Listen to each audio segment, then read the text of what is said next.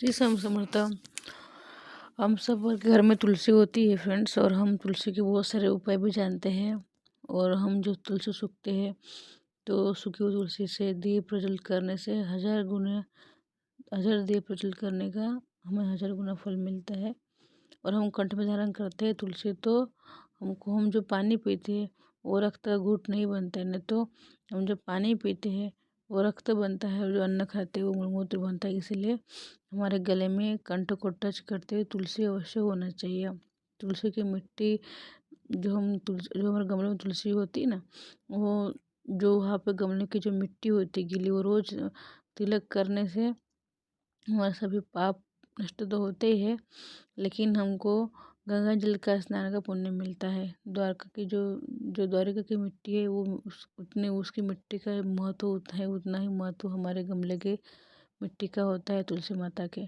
तुलसी माता के आयुर्वेद भी फायदे उतने ही है। आयुर्वेदिक में भी कैंसर थायराइड ठीक होता है। हम खाली पेट तुलसी माता के 2-3 पत्ते या 10-15 पत्ते निगल जाना चाहिए, चबाना नहीं चाहिए। चबाने से दांत टूट जाते हैं, उसमें मरकरी होती है।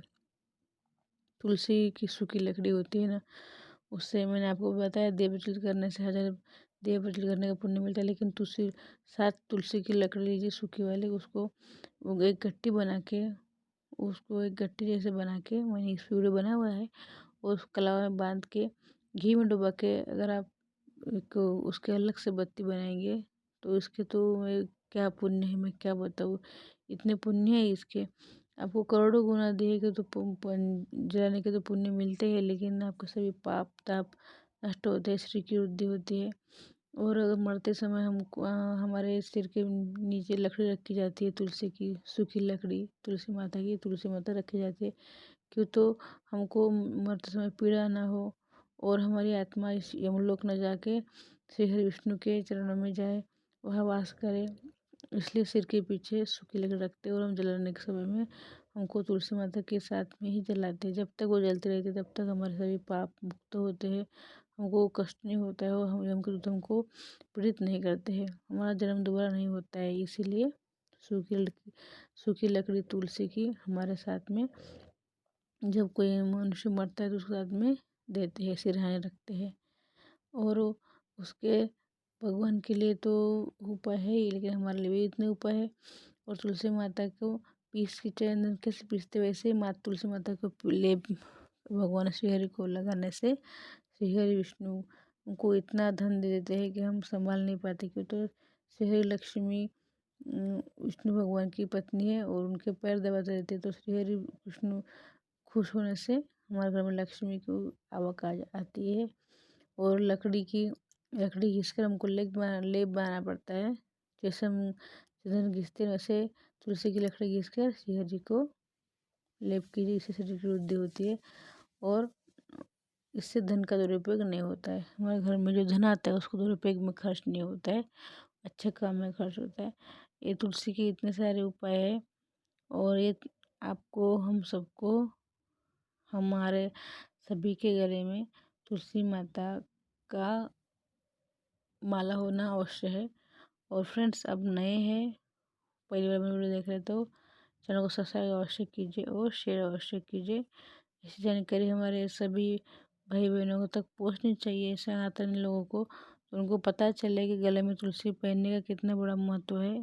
गले में तुलसी हमेशा हमको पहने रखना चाहिए, हमको तिलक करना चाहिए। तिलक करना से क्या होता है, हम आजकल लोग शर्माते हैं, तिलक करना आवश्यक है। तिलक करने से हमारे जो मध्य के बीच में जो चक्र होता है उसको सीधी नज़र नहीं पड़ती, तो हमको नज़र नहीं लगती है, और वो चक्र ढका हुआ रखता रहता है हमारा। इससे हमारे ऊपर बुरी शक्ति का किसी का असर डायरेक्ट नहीं पड़ सकता है। इसलिए वो जगह हमको ढकने के लिए तिलक करना अवश्य होता है।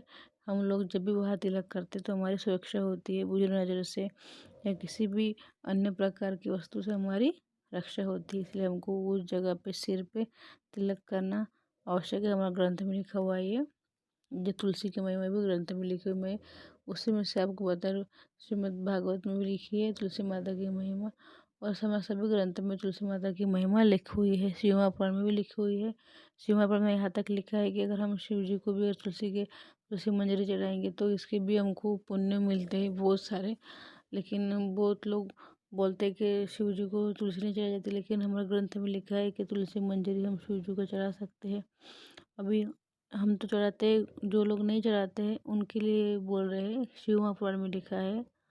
और श्रीमद् भागवत में भी लिखा है कि शंकर जी को भी, शिव पिंडी को भी हम तुलसी की मंजरी, तुलसी के पत्ते चढ़ा सकते हैं, इसमें कुछ भी पाप नहीं है।